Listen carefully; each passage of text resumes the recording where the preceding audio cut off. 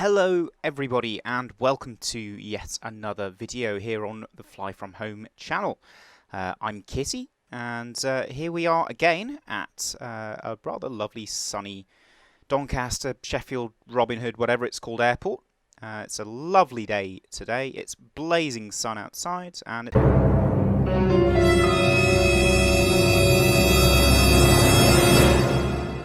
it's blazing sun in the simulator because we're world weather enabled. So obviously instead of going outside and spending time with friends and family and enjoying the sun like a normal human being, I'm sat inside cooped in my room with all the windows and doors closed playing Flight Sim. So I thought I might as well document the experience for anyone who might be interested. Today we've what I'm going to do today is I'm going to attempt to document a full flight from here in Doncaster. Just nipping over to Humberside on the east coast where we did the sum of the engine failure drill video, if any of you have seen that.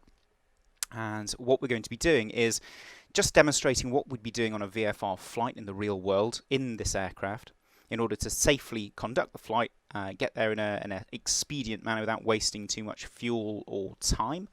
And also demonstrating some of the radio navigational aid features on this aeroplane. So we've already had videos on VORs, ILSs and all the rest of it. So there's one major type of radio navigation aid to get out of the way left, and it's fallen to me to touch on the dreaded NDB. So we're going to be having a little look at those today. So we've got our arrow here on the ground, cold and dark state with some chocks inserted and some tie downs somehow rammed into the concrete here. Not sure the ground handling agents are going to be too happy with us putting holes in their apron, but never mind. Let's climb on board. As you can see, everything's all turned off. We've got our door open because it's blazing hot. In fact, why not get this thing open as well, because it's going to be cooking in this thing. In real life it gets real sticky in a light aircraft on a day like this. We'll keep the door open until the last possible minute to get a bit of airflow inside the cabin from the nice big pilot cooling device situated on the front. Right, so normally I'd be sitting in here, I'd be getting rid of all those chocks and tie downs and stuff and making sure that the taxi area both forward and behind the aircraft, because remember, when you start up an aircraft, there's quite a lot of air that gets moved backwards as prop blast or jet blast if you're lucky enough to be flying a jet. That can blow over anything behind you. Also, if you're pointing into an open hangar, you can cause a lot of damage by starting up pointing into an open hangar. It can just blow the sort of flimsy metal panels that they're made out of the sort of back if you start up there. So always check in front so you've got enough space to taxi out of your parking spot, and also behind to make sure you're not going to be destroying anything. So yeah, tie downs and chocks. Check the taxi area is clear. And then I'd be conducting a walk around, so all the way around the aircraft, something we call an A check. Probably something we did touch on in the first Dash 8 video, but it's the same for any aircraft regardless of the size. We always do an A check on the first flight of the day, obviously taking into account the physical condition of the aircraft, but also things like fuel and oil levels. And obviously any obvious things that look like they're broken on there or leaking or anything like that. We'll assume all that's complete, and we're going to be using the checklist that comes with this aeroplane. If I can remember how to get it up, I believe it's that. There we go.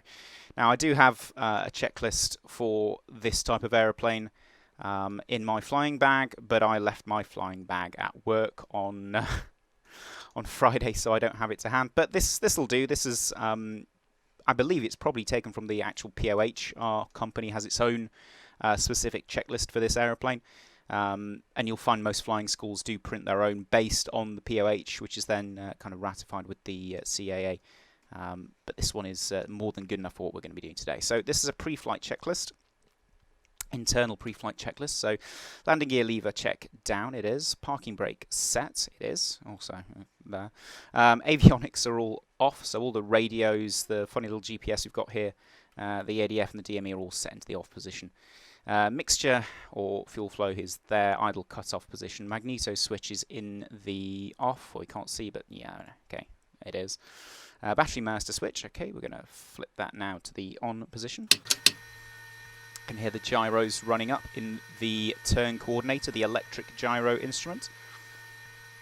Fuel gauges check quantity, so we should have full tanks, which we do. We don't trust these things too much. They are fairly reliable on the Arrow, but like most light aircraft, we don't put too much stock in these things because they can very easily go wrong. Nothing beats the old Mark 1 eyeball just going outside, flipping the tanks open on the little tank covers here and just having a look inside and making sure we do actually have 100% fuel, but it's a flight sim, so obviously we do. Back to here, annunciator panels. So the annunciator panel are these three little lights here: vacuum, alternator, and oil pressure. They should all be lit up because the engine isn't running, so all of those should be giving a fail there. But also should be getting a low volt light, so this thing here lighting up indicating that the battery is discharging, which is obviously perfectly normal given that the alternator isn't charging it. Battery master switch, okay, off. Primary flight controls, check operation. So give it a quick stir all the way around the box. At this point, we're not too worried about in the correct sense just yet. We're just making sure that nothing is interfering.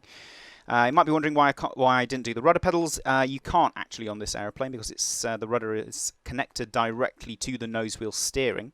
So in real life, we have to check rudder operation as we're taxiing. Flaps check operation, so we've got 3 stages of flaps in the aeroplane. Let's try all 3. So there's 1, and we'll have a look outside and make sure we got 1. And 2, same thing again. We check both sides, but can't really see because that headrest's in the way. And 3, and that's full flap. And then we'd retract and make sure they've both come up to the retracted position. Trim, check neutral. So in our checklists, it states to check full travel, so it actually roll the trim all the way between full down, or full nose down and full nose up, leaving it in the neutral position, making sure we have full range of travel in case we have to use it for whatever reason. I've actually had the trim jam on me in the fully nose up position in an aeroplane once. Funny story for another day, maybe. Baggage door closed. Okay, well, let's nip outside. The baggage door is this little piece here. Flips up and gives access to basically the boot of the aeroplane, which is just behind the 2 rear seats. As you can see, it's closed and the little latch here isn't sticking out, which means it is locked. Flaps and ailerons, okay, they're fine. Wingtips and lights are undamaged. Tie downs. I can't find a way to actually just remove the tie downs. They just automatically disappear as we start the engine, so we'll assume that they're removed. Fuel tanks, we've checked the levels. Chocks and tow bar, yeah, okay, fine. Next page. Engine inspection door, so that is a little hatch just on top of the engine cowling here to get at the oil filler dipstick. On the regular PA-28, there's 2 big doors either side of the cowling that you can actually open up and have a look inside at the engine and look for any sort of loose wires or leaks or anything like that.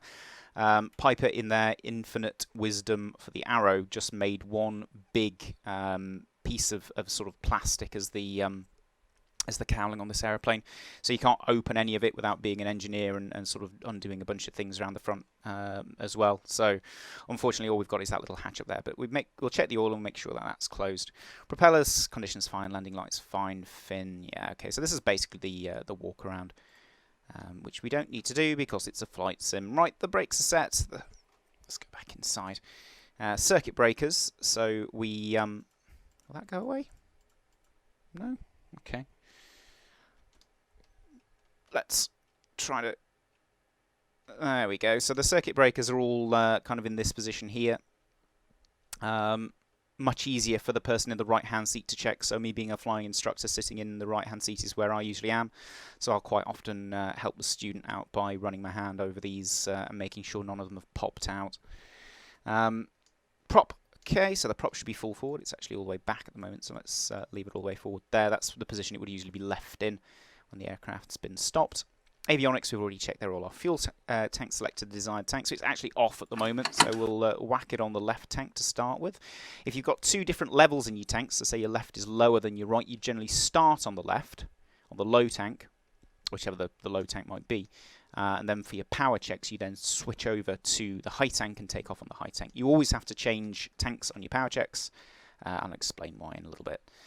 So we're getting up to the engine start now. So we'll crack the throttle open 1/2 inch. Put the master on. Fuel pump on as well. So we're going to prime the engine now. So because this is a fuel injected engine, there's no like little separate primer plunger you might see on some Cessnas and the regular PA28. We actually have to do a priming procedure using the fuel flow. So we'll open the throttle, we'll put the fuel pump on, get rid of that so we can actually see the gauges. What we're looking for is some fuel flow indicating for about 4 to 5 seconds. So we're going to go forward on the fuel flow. Fuel pressures come up. There we go, 1, 2, 3, 4, 5, and then back to idle cutoff if it will go. Come on. Use the key command. There we go. Right, so our engine is now primed. So we are now pretty much ready to start the engine. So let's have a quick look all around. So we'll be shouting clear prop out the door to make sure we're not going to be mincing anyone up or blowing anyone away. We'll also check the lights. So let's put the navigation lights on, and also the fin anti-collision, which will tell anybody standing around on the ground that the aircraft is under power and about to start. So let's give it a go.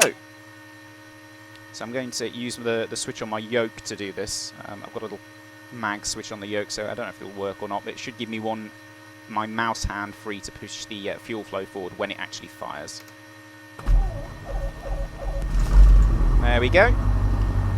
So the trick to that is to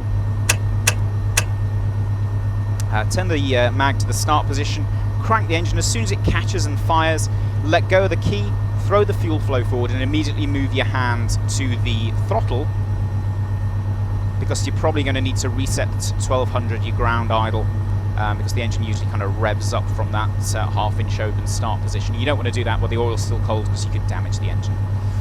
Okay, so we've got our engine going. Taxi area we've already checked is all clear. We'll have a good look around. We'll shut the door now. Like I said, in real life I wouldn't actually be doing that on a day like this right before we took off, because it's cooking inside these sorts of aeroplanes on days like this. But given that I'm on the aeroplane on my own, and I've got my little storm window here, I'm going to get it closed now so I don't have to mess around with it on the taxiways. Okay, so this is the taxi checklist here. So as I mentioned, we have to check some various bits while we're taxiing. In our checklists for our company, we'd actually be setting up the common nav radios and stuff like that first. So I'm going to do that just for the sake of realism. And we'll throw Com1 onto Doncaster Tower, which is 128.775. We can also put Com2 onto the ATIS. And we'd have a listen to the ATIS in real life and note that down. Obviously put them on. They do work a lot better when they're actually on. The nav radios I'm going to put onto the ILS here at Doncaster,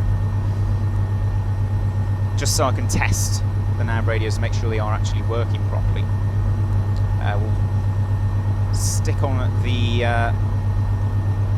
DME and the ADF, and again we'll throw in the Doncaster frequencies. So that's 338 for the Foxtrot November Yankee beacon.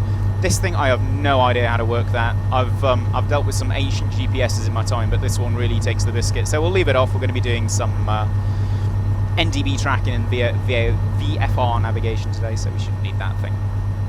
Flight instruments, we always check left to right across the main 6-pack. So airspeed indicator reading what it should be, which is around about 0. Subscale should move, which it does. Attitude indicator's nice and level, and the bars are set lined up. We'll set the airfield QNH, which is at the moment 1024. Nice high pressure in the UK today. There we go. And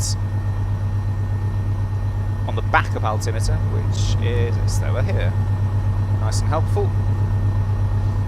we'll set it on the backup as well, and make sure the two are reading airfield elevation there or thereabouts. It's 50 feet in Doncaster, close enough, so you've got 50 feet on that one, 50 feet on that one, reading nice and accurately. Coming down, turn coordinator, wings are level, ball is in the middle, no brakes in the glass or anything like that. DI reading around about 330, which the compass is, that's fine, no brakes in the glass. And vertical speed indicator, needle is in the middle, no brakes in the glass. So we've got all 6 of our primary instruments working here. Nav radios, so let's whack them on. And first of all, see if we can get an ident. So put into the headphones position and ident. We should be able to hear the India Foxtrot November Lima, I think.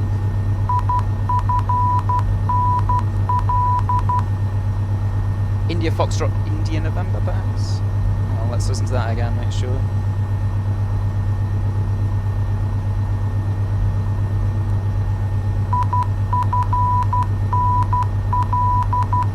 Okay, that's the India Foxtrot November Lima for runway 20, so we'll assume runway 20 is in use, I guess. In addition to that, we've also got a 2 flag and an indication from our localizer. We don't have a glide, which isn't too out of the ordinary, but as we spin the OBS all the way around, we've got no change from this localizer here, which is perfect. It's exactly what we need for a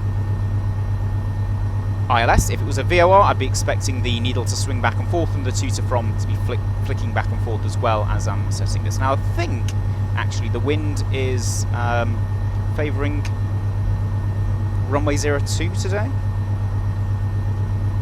It is, yeah, it's 13 knots straight down at 02. So I'm going to set runway heading on here, and we'll also set our heading log onto 020 as well before I forget that one. Nav 2, we do exactly the same thing, so we'd ident Nav 2 and spin the card around, but I'm not going to bother doing that. It's just going to make everybody bored, I'm sure.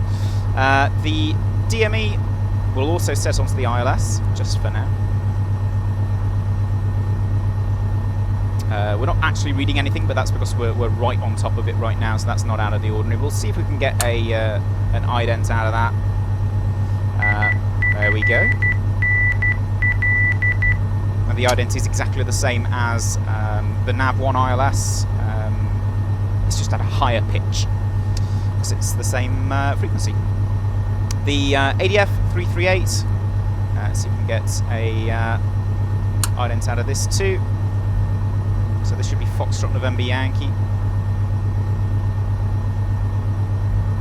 Might not actually. There we go. There's Foxtrot November Yankee. Turn that back off again. We also, awkward because the instrument is on the other side of the cockpit, but we switch it, the antenna position, which parks the needle on the right wing, and then back to ADF, which should swing the needle back round to the beacon, which it has done. Well, it's not swung around, it's sort of instantly teleported around, but flight sim, everybody. Right, okay, so that's a quick instrument check. So we should be ready to taxi now. In real life, I'd be calling up and requesting taxi for power checks. I'm going to go out onto Echo taxiway there and park up at Echo 1, ready for our power checks. So I'm going to idle throttle, release parking brake, and just give it a little bit of throttle just to get us rolling. Away we go. And as we're coming around, I'll give it full right rudder travel to make sure we do have full travel on that right pedal. And as we're coming round this right turn here, we're looking for numbers increasing on the DI, numbers increasing on the compass, wings to the right, balls to the left. Everything else stable.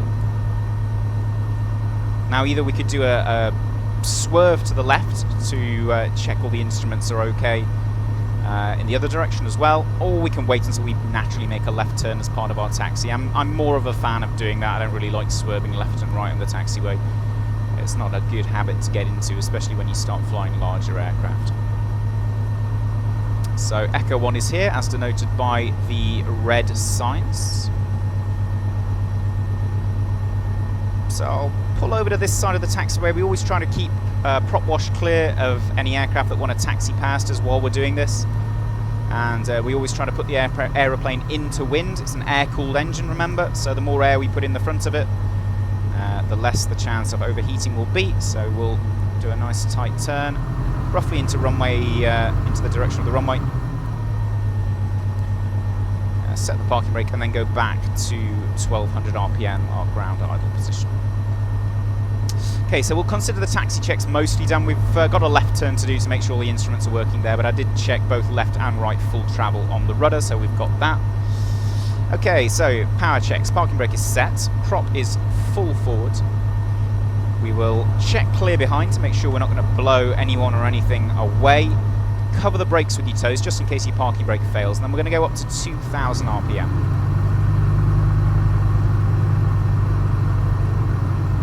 Try to be nice and accurate with that.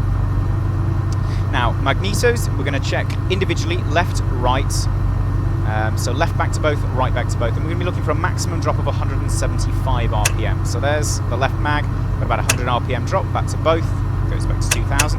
The right mag, again, 100 RPM, and back to both. And you're looking for a maximum difference between those two of 50 as well, which isn't actually printed in this checklist. Suction gauge, it's always in a different place on this aeroplane. And we should be reading 4.85.1. We've just got over just about sort of 4.9 there, so that's within limits just. Oil temperature, we are in the green. Oil pressure is in the green as well, just there. Ammeter, so we should be getting a charge on the ammeter, and there's no low volt light anymore. Annunciator panel we can push to test, so we'll... There we go. Kind of awkward actually to test that, but you saw it then. Well, there we go. I can get it on for a second. There we go. So we check that those lights are all working. We'd also check press the low volt in and make it light up in the real aeroplane. I think you can probably do it, but I'm just being an idiot. I can't get it to do it. But yeah, the low volt light you can again check to make sure the bulb, basically just make sure the bulb is working. Propeller, so now we're going to exercise the propeller. So this is something that's kind of specific to constant speed propellers. It's not something you'll recognise if you've only ever flown fixed pitch props like the Cessna 152, 172 and the PA-28s, the regular PA-28s. And what it consists of is a bunch of exercises which help to determine if we've got a fully working prop governor, and also to work some of the nice warm now engine oil through the prop governor to make sure we're not going to be damage anything when we start operating this in flight. So the first one that we do is we'll bring that back the prop, and we're looking for an increasing manifold pressure and a decrease in RPM. So let's put it back for just a second. Didn't really simulate that all that well. Let's do it again. Yeah, it's very slight. In the real aircraft, this will come up quite a bit when you do that, and that's basically indicating both that these gauges are working and also that the governor is doing something at the front of the aeroplane and is coursing the propeller pitch off. The second one, we're going to look over the top as we do it, and we're looking for any oil spraying back in the propeller strip stream over the top of the coaming. That would indicate there's some kind of oil leak in the governor. So we'll do that, and again, no bits of oil coming back, so we'll assume that everything's fine up there. Then the last one we do, we're looking for a fluctuation in the oil pressure, so the oil pressure should drop as oil is sent forward from the sump into the governor unit. And as you can see, there's a little bit of a fluctuation. In the real aircraft, it kind of drops off quite significantly and then swings back up again. So we'll consider that the propeller is exercised, and we've checked all that. Alternate air, we're going to cycle quickly, looking for no increase or decrease in RPM or manifold pressure as we do it. We're not going to keep it open too long, because it's unfiltered air that goes into the engine when you open that up, and when you're sat on the ground, all sorts of bugs and bees and all sorts of stuff can get in there and damage your cylinders. Fuel pump, it's saying there fuel pump off. Okay, so we'll turn that off, check the fuel pressure, it's still stable, that's fine. We'll put it back on again because it is part of our before takeoff, and it says throttle retard. I am going to put it on, but to be fair, I should have done that before we started these checks. You always have to burn fuel from both the tanks while you're on the ground to make sure you don't have any problems, like the fuel lines come adrift inside the wing or something, or there's a blockage inside the fuel line. So you always check both fuel tanks, and you usually change tanks before you do your power checks. But hey ho, we're still at 2000 RPM and the engine's still running, so we'll assume the right tank is okay. And retard the throttle, how very Airbus of you. So we pull the throttle all the way down, and we check that the engine idles where it should do, which is around about 800 RPM, which is nicely modelled in this Just Flight arrow. And then we go back to 1200, which is our ground idle. So the next one we've got is our before takeoff. Now normally you'd taxi off to the holding point and then do these just before you actually enter the runway. Given that Doncaster is a controlled airfield and they don't really want light aircraft sitting around blocking up the only route onto the runway pretty much, if 02 is in use, then perhaps there are a few other ways on. There's Bravo and Charlie as well. But still, they don't want you sitting there blocking the way when there's people waiting. So we'll get all these done out of the way as well. So the battery master switch is on, the alternator switch is on, flight instruments, we've all checked those and we'll just double check them again. We're all set for departure. We've got runway heading on there. If we had any altitude or speed bugs, we'd set those too, but we don't. Fuel selector, we got it on the right tank, which we would have power checked if we would have been doing it properly. Fuel pump is on, alternate air is closed. Mixture or fuel flow is set full forward, propeller is set max RPM, flaps we don't need because there's just one of us. Trim is set neutral for takeoff. Controls, so now we're going to do full and free in the correct sense. So what we're going to do now is full left, and we're checking left side up, and I'll scoot my seat forward a little bit. And right side down, and the other direction now, right hand down, right side up, and left side down, and then full aft, and full forward, and neutral. And all the controls are match neutral. Doors latched, so we only got one door on the PA-28, so we make sure that it is in the latched position. Let's just double check that it actually is. Yeah, the latch down is in the latch position there. Can't actually see the little note on there that says locked, unlocked. But yeah, down is in the latch position, and we got the little second one at the top here in the latch position as well. Okay, so that's done. Takeoff checklist. I've got my own little checklist that I do for that, so we don't need to worry about that too much. Let's taxi out. So get the yoke back, so we can get our timer. Let's give us a timer of some sort. There we go. So yeah, timer's always dead useful to have. On there, we'll leave that on the frequency for now. Now I'm going to obviously have to tune these for our track into Humberside, but I'm not going to do those just yet. Basically, for the sake of situational awareness, I like to have all the radio nav aids tuned for departure at the airfield that we're departing out of. A little bit of an airliner type hang-up, I guess. Maybe it's a little bit overkill for light aircraft, but I still like to do it. Just in case, for whatever reason, we need to come back and perhaps shoot an instrument approach back in here with an emergency. We need to immediately know where the airfield is. If we've got the NDB tuned up, we'll always have a needle pointing at the airfield, which can be really useful in a high-stress situation. So, that's all done. Let's pop the parking brake off, idle throttle, and then head out. So the wind is favouring runway 02. We've got about 970 metres, I believe, from the Charlie taxiway to the end. So it's more than enough for an arrow. If I was heavier, if I had more people on board, cargo, that kind of junk, I might consider a departure from the Bravo intersection. Or indeed, taxiing all the way down and taking full length. Never make use of runway which is behind you, so even though it seems like overkill and a 3-kilometre runway is massive for a little aeroplane like this, sometimes it's safer to just take the full thing. You never know, you might have an emergency. It's always better to have runway in front of you than somebody's house.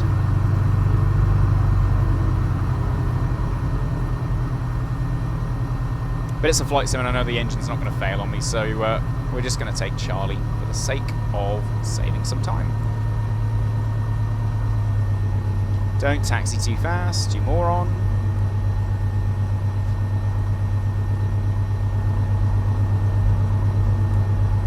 And we'll go full left travel, numbers decreasing, wings left, balls right. That's our left turn check. So let's assume that we've been cleared for takeoff. Runway 02 via Charlie 1. I'm going to do our ATPL check, which is from our last little video, if you remember that one. So we check right, left, that's our approach path, transponder. Let's put that one onto mode Charlie now. Pitot heat can come on, strobes and landing light. I'm going to get rid of the yoke just for the departure. In fact, I'm going to start the timer first. If I can. Come on, timer. You can do it. There we go. Which becomes very useful for our Frida checks, which is how we keep track of our aircraft systems and also our fuel level in each separate tank. So let's try and do a nice lineup. There we go. Okay, so wind is, let's have a look at the sock.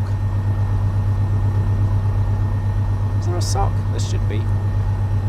Should be a sock over there somewhere, but let's assume the wind is pretty much straight down the runway. It was last time I checked. So we'll keep the controls neutral in the middle. T's and P's are good and in the green. Ramp up the power. T's and P's are good. Brakes off. Full power set. Bring some right pedal in to counter that propeller slipstream. Airspeed's alive. Looking for 65 knots. There's 50, 60, 65 rotate. Bit of arm power to get the nose up. That was loud. And positive climb. Looking for 80 knots initially. Insufficient runway. Gear up. Gear in transit. Lights. Accelerate to 90. Track the runway centre line. Keep the ball in the middle. There's 90 knots. Gears away. Lights out.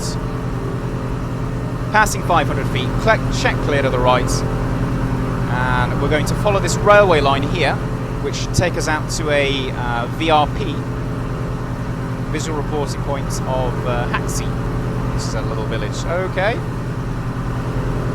Seem to have somehow located some cloud on a glorious sunny day, which is moderately interesting. Hence why we keep our instruments tuned in, regardless of where we're actually going. We're going to refer to instruments then, I guess, until we bust through this.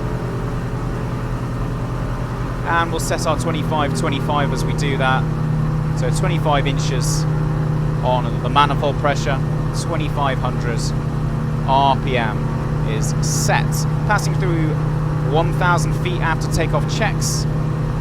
Fuel pump and landing lights are both off. And yeah, apparently we appear to have a bit of inadvertent IMC. Now in real life we'd have a VFR clearance to leave the zone. So we'd have to avoid this cloud, otherwise staying underneath it, or swerving around it as best we could inside controlled airspace, obviously. But given we're in Flight Simulator and we're going to be navigating via the Humberside NDB anyway, I'm going to keep climbing and make this a little more challenging for myself.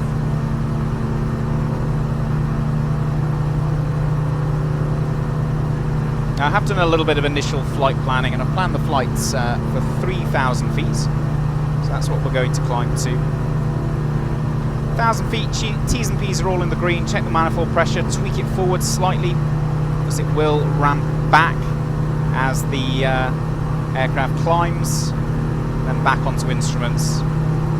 About 100 knots in the climb is absolutely fine. We'll make sure the aircraft is nice and trimmed out for that. Maintaining that heading that we bugged.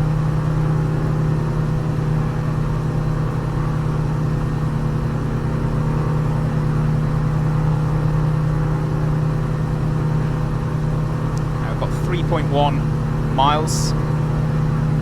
So we're now outside of the ATZ. And in a second, once we've got the aeroplane level at 3,000, I'm going to think about setting up the nav aids that we need for our arrival to Humberside. 200 to go.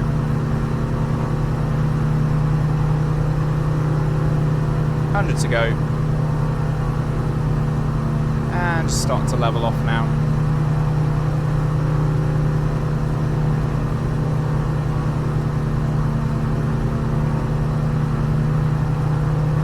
Bit of a baptism of fire. I've never actually flown this simulated aeroplane on instruments before. Oh well. YOLO. Okay, so the aircraft's accelerating now. We'll keep at 25-25. We'll get this over and done with as quickly as possible. And I'm going to horribly cheat. I'm going to go autopilot on, heading select on. And our little two-dimensional autopilot is going to try and help keep us on this selected heading here. It's only able to control the aircraft's ailerons. It doesn't control pitch and it doesn't control the rudder. which means that we have to make sure the aircraft is nicely trimmed out for level flight and monitor it closely as it's doing its thing. But it seems to be tracking the heading nicely, and we're holding about 3,100 feet, which is alright. Okay, it's a little bit higher than I intended. Let's try and squeak that down a touch. So we're leveled off now, fuel pump is off, T's and P's are green. I'm going to bring the fuel flow back to 12 gallons an hour, which is our setting for 75% cruise, which is what we're at. Stop climbing, please. Feeding in some nose down trim to try to correct that. Now, Arrow 3 is a little bit slower than the Arrow 2, which is the aeroplane that I'm used to flying. It should sit around 130 in the cruise with this power setting. Okay, we're now 7 miles away from Doncaster. So I'm going to start tuning in our Doncaster, our Humberside radio nav aids. So first of all, let's put the ILS in the India Hotel Sierra 10875. So click this to frequency 10875, and then we'll go back to our instruments and check that it's not doing anything silly. It isn't. We're still 200 feet high, but speed and attitude and heading are all fine. Go back over to magnetic track there. We've got 8 miles to run, which isn't actually that far, so we need to think about descending quite soon. Going to give it a quick ident. While we're doing that, we'll put the Kilo India mic in, which is 365.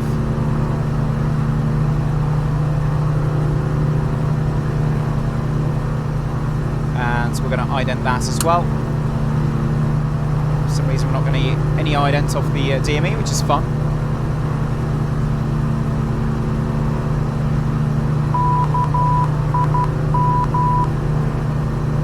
Okay, 10875 times 2.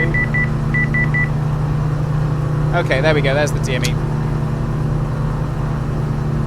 And the ADF, and now nav 1.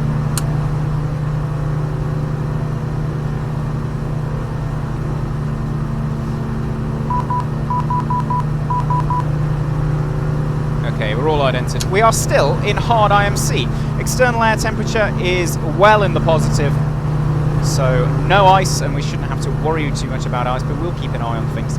Now, in real life, obviously, in these sorts of conditions, we would be looking to track to the beacon and enter the hold. So that's perhaps something for another video on another day, because I haven't really prepared a hold entry or anything like that, although I guess we could do one. But I don't have the plates prepared or anything like that. So what we're going to do is we're going to assume we're under some kind of radar vector. We're going to track to the beacon. We're going to go outbound in the descent, and then line up with the ILS to come down onto runway 20 at Humberside. From runway 20, obviously the wind's going to be behind us because it's north wind today. We're then going to enter the visual circuit and come around the visual circuit to land. So, first things first, let's start tracking that beacon, shall we? So, as you can see, it's about sort of 40 degrees left of the nose there. Bear in mind that this is a relative bearing indicator, an RBI, so all it's showing us is the relative position of the beacon to us. This card here doesn't do anything. I can just swing that around as much as I like, and it doesn't correspond to what the aeroplane's doing at all. So let's go a little bit further. Now, I can't just steer the needle into position, because as the aeroplane's rolled over like this, you're going to get needle dip, which is going to cause this to swing around all over the place. So we have to consider how much we want to turn before we start turning, then make the turn and check that the needle's lined up where we want it. So as we can see, we're now inbound on the sort of 060 inbound to the beacon, and we've got 12 miles to run. Okay, back in the room. I just had a quick second to myself to go away and look at the plate, so I'll flash it up on the screen for you now. So what we're going to do is we're going to shoot the ILS for runway 20 at Humberside, and we're going to break off the ILS as soon as we're into VMC, fly a bad weather low level circuit left hand to land on runway 02 with about a 13 knot headwind. There's too much wind from behind us for us to land on runway 20, although I'd much prefer to do that because it'll be much less of a mess about. So, still maintaining 3,000 feet. I've got the autopilot on here, so two-dimensional autopilot. The arrow only gives us directional control, so roll control, pitch, and the rudder is still unfortunately up to me. So we've set, and we can ident all of the radio nav aids. There's the ADF, nav 1. Make sure it's set to idents. There we go.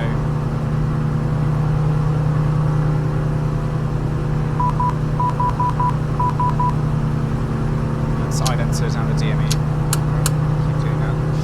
Right, so the procedure, as you can see by the plate, is basically from the direction we're coming in. So we are coming up the sort of 020 radial here, as you can see from our NDB.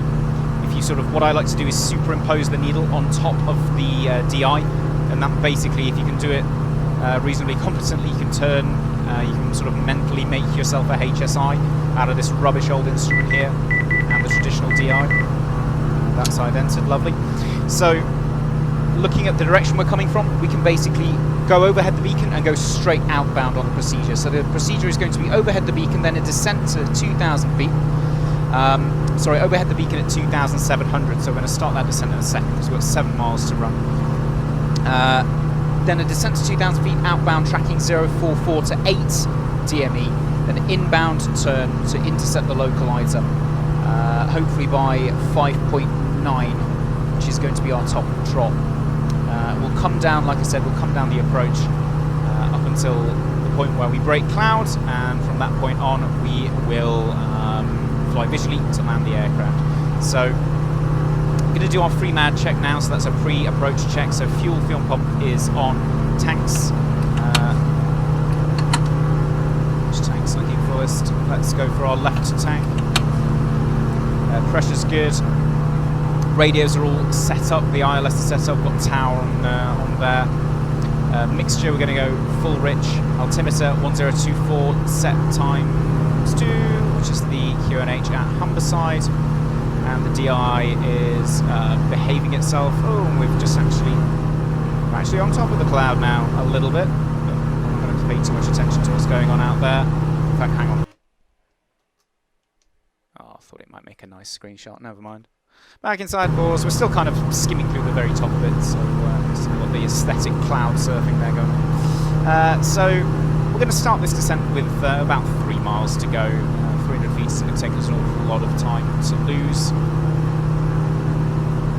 I am going to start slowing the aircraft down a touch though. I'm going to go for about 22, 24, so 22 inches of manifold pressure, 2400 RPM. That should give us about 120 knots. 120 knots is great for us because it means that our max drift, which is the maximum amount the aircraft is going to drift due to wind, is just half of wind speeds, and wind speed is about 15 knots at the moment, so that's just going to give us about 7.5 degrees max drift, which is dead easy to calculate. Not that we really have to calculate much because the wind is pretty much coming straight down our procedure, which will make things a little bit easier. So we're up to 3 miles. I'm just going to focus in our instruments, keep our basic instrument scan going, as you saw in our, in Jimbo's last video.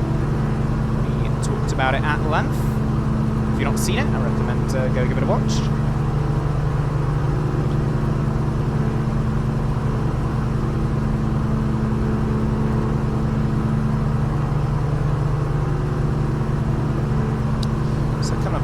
Now. I'm just going to start that descent down to 2,700 feet on the QNH. I'm just going to back the throttle off, and the real aeroplane, see if it does the same. Yeah, so the nose just kind of nods down and starts the descent for you. I don't want to go too crazy, but between 500 and 800 feet per minute rates of descent should be absolutely perfect to keep things comfortable for our hypothetical passengers. We always try to fly as smoothly and commercially as possible, despite the fact that we're flying an old tin can from the 70s. And there's 2,700. Let's not try to bust that. Add the power back in, reset the attitude, and trim as required, which shouldn't require any trim because I didn't trim into the descent.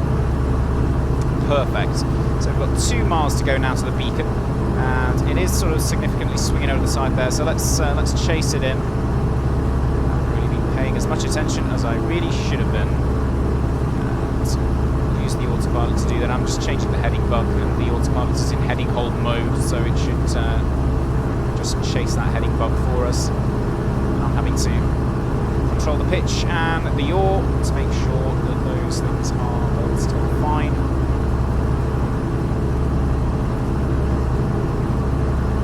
Needle's coming round quite significantly now, so I suspect we're about to go over the beacon. We're very close. Yeah, the DME has gone off, which indicates we're inside the cone of confusion. The ILS isn't reading anything. For some reason we've started making a completely different noise. I'm going to turn that down a little bit. Don't descend yet anyway. I'm going to wait for that to flip round. Remember, when it flips round, we're going to want to be tracking away the 044 radial. So we're going to pull the tail of the needle, this end, around onto 044 as much as we need to. So to start with, let's just fly 044. We'll see how close we are to that. Now, as we pass the beacon, I can now start our descent. So I'm going to back the throttle off again, start a steady descent. Look for 2,000 feet now for our shelf altitude. And it looks like we are a little bit left of where we want to be. So let's start to pull that needle around while trying not to descend like a brick. Very tricky to control this aeroplane in pitch at times. Not really much like the real thing, because the real thing is actually quite nice.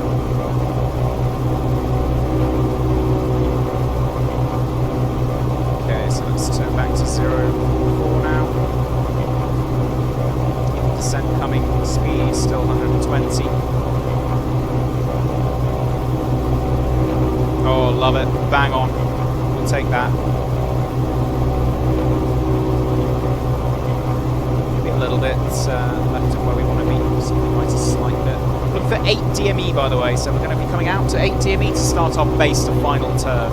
300 feet to go. Rate of descent looks okay, although it's a little bit all over the place because my flying is bad. But like I said, the real aeroplane is actually one of the great things about the real aeroplane is it's very stable. You can pretty much fly with a finger and a thumb, even in rough conditions, as presumably we are inside this cloud. See, we're rocking around all over the place. But there's our 2,000 feet, so let's not bust that. Since that's our shelf altitude, it's very important that we don't do that. We set our cruise power setting. Sometimes it's sensible to keep a little buffer actually above the shelf to stop us from inadvertently busting down below that. So ground speed's a little low, 102 knots, because we've actually got the wind against us. Remember, this is kind of a backwards ILS. Normally we'd have the wind behind us on our outbound from the beacon. But because we're actually going to be on final approach with a tailwind, our outbound actually has a headwind, so it's going to take us a while to drag out to 8 miles. So just an opportunity to concentrate on your flying, keep scanning the T's and P's. The temperature's still well in the positive, no ice. Back to the scan. Make sure your plate is all briefed up. So if I had somebody flying with me, they'd be holding the plate as well. And we both have it clear in our minds what our goal was for this approach. I was actually doing an instruments approach just the last week in the Arrow with one of my old PPL students. He's passed quite a while ago now, but he was helping me ferry an aeroplane. And it was tricky conditions, but he was in the left-hand seat, I was in the right. And we did a really good job, actually. I was quite proud of him. He's listening to this, I'm sure his head has just grown 3 sizes.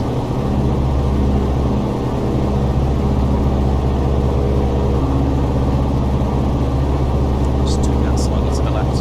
We are tracking away quite nicely here, so hopefully when we make our base turn, we should be in the region to line up on our localizer.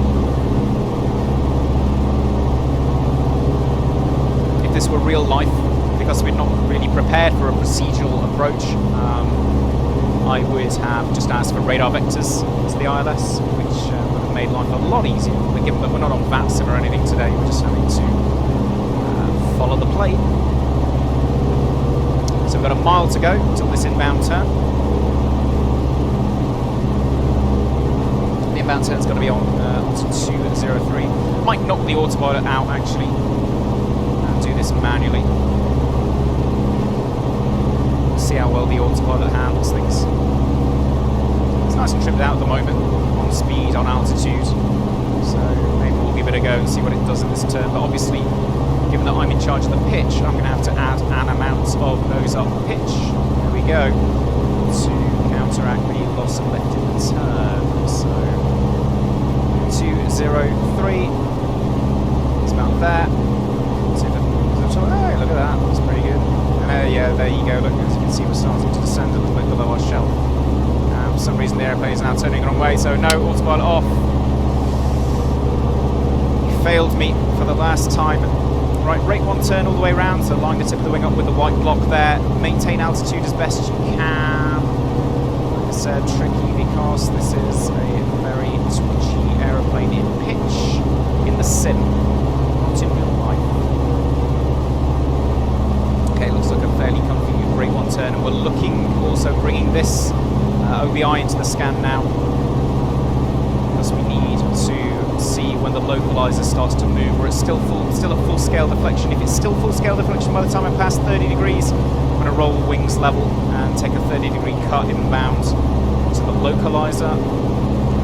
As long as we do it before our top of drop, we should be okay. But the localizer is now moving. Fantastic. Huge sigh of relief.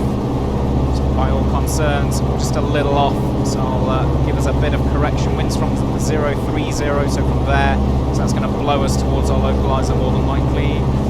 And coming, glide slope is going to be coming in anytime soon. Normally I'd wait for half scale, but given that my workload is incredibly high at the moment, I'm going to try to get the airplane lined up and then there's our half scale. So brakes, undercarriage, mixture, fuel, flaps on stage, speed check, instruments are good, carb heat, hatches and harnesses, landing light is already on for some reason. Must have done that inadvertently in the confusion. There's our top of drop. We just about got half scale and we're all over the place. Power back, looking around 100 knots now. Ground speed is 120, half that, 60, add a 0, 600 feet per minute we're aiming for, not 1,000. Let's try and trim it for 600 feet per minute. Localizer's looking good now, but drifting all over the place. Let's try and get it back on. Really struggling here. It's very rough with a low speed. Below the glide. On the localizer though, small blessings, we're still way too slow. We should be about 100 knots on this. The pitch is so twitchy. I don't know if it's just my yoke settings or what, but this really is nothing like a real aeroplane. Very annoying. It's such a good simulation in a lot of other ways. There's more like our 100 knots, looking better. Altimetry check at 4 miles, 1,400 feet. We're coming up to that. Looking like it's probably going to be roundabout right. Jesus Christ. Back on the localizer. Come on, come on, come on, come on. There's 4 miles and we're sort of busting through that now. On the localizer.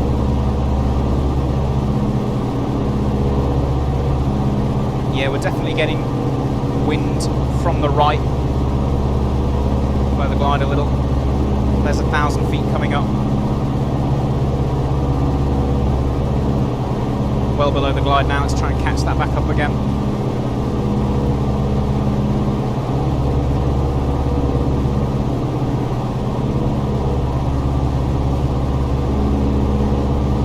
Okay, it's better.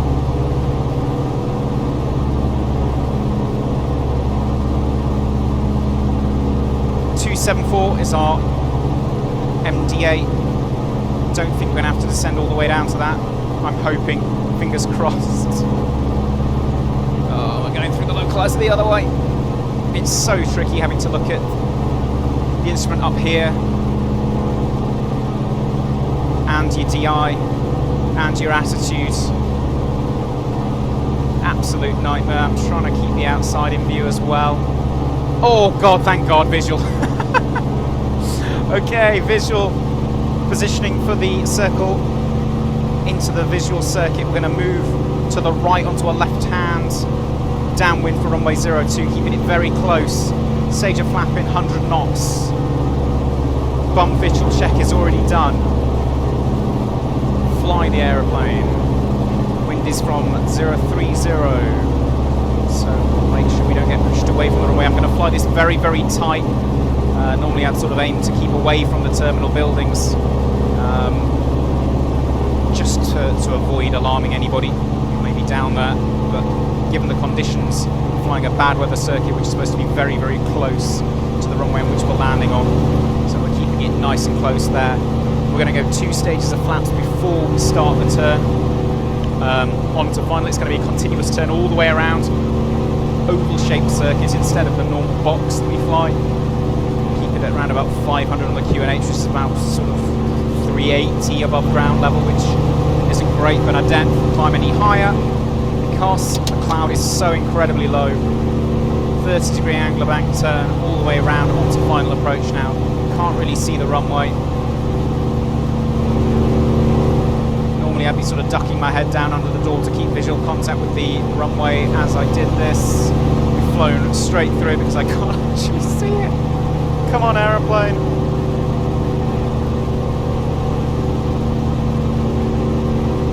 Horrible base to final turn. Close enough.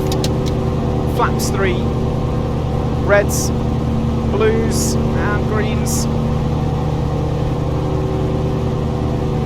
Bring the speed back to 80 now.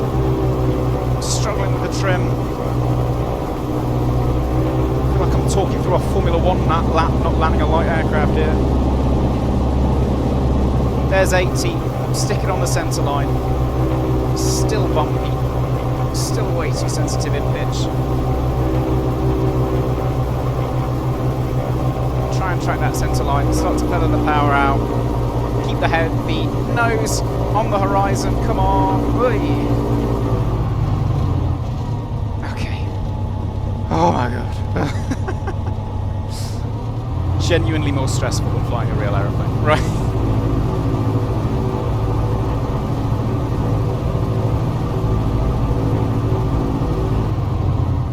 Vacate to the left here on the cross runway. And breathe a deep sigh of relief.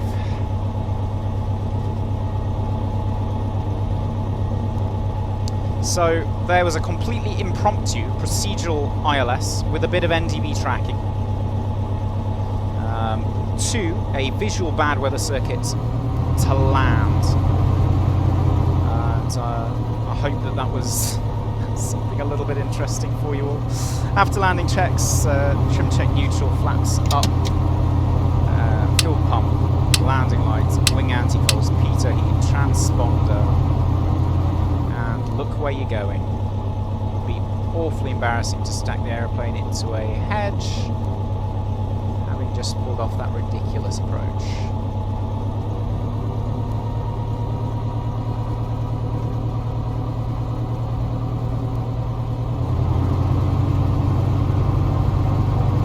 No idea where light aircraft park at Humberside, so I'm just going to go for the terminal.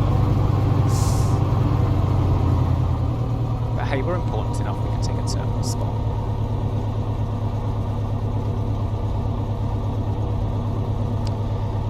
This is just default prepared version 5 scenery, by the way. I don't know if there's a payware Humberside, probably is.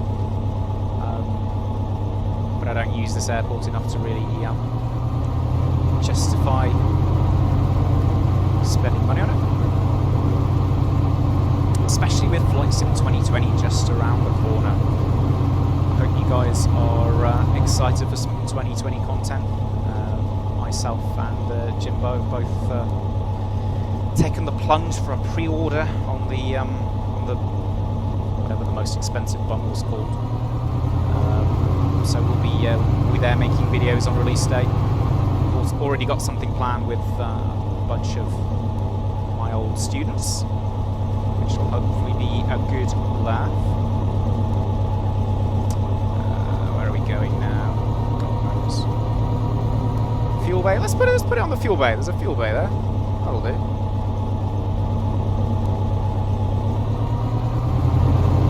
Cuts across the middle of the A for a horrible taxiing discipline.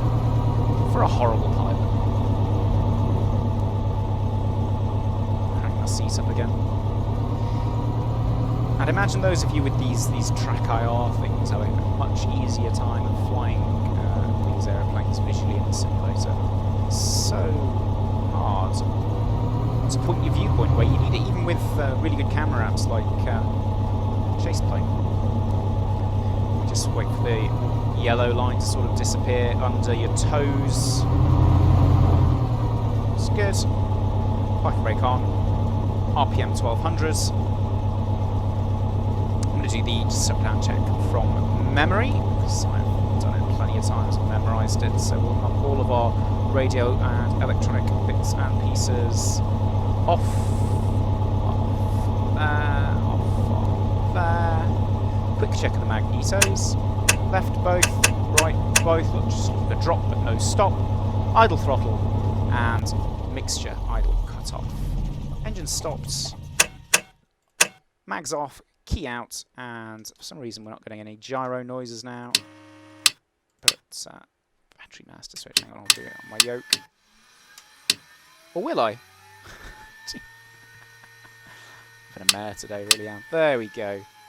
It's nice to bring the gyros back to life as well. So there you have it. Bit of a weird one. I expected this to be a VFR flight from Doncaster to Humberside. Ended up being IFR.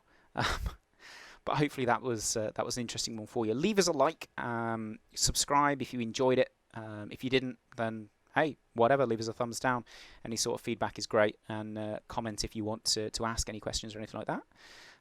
We've got a Discord server now, so I'll leave a link in the description for that, and by all means you can pop on the Discord and ask us questions, post memes, troll us mercilessly, whatever you want to do on there. But for today, that's all I've got for you, so hope to see you next time. Bye bye.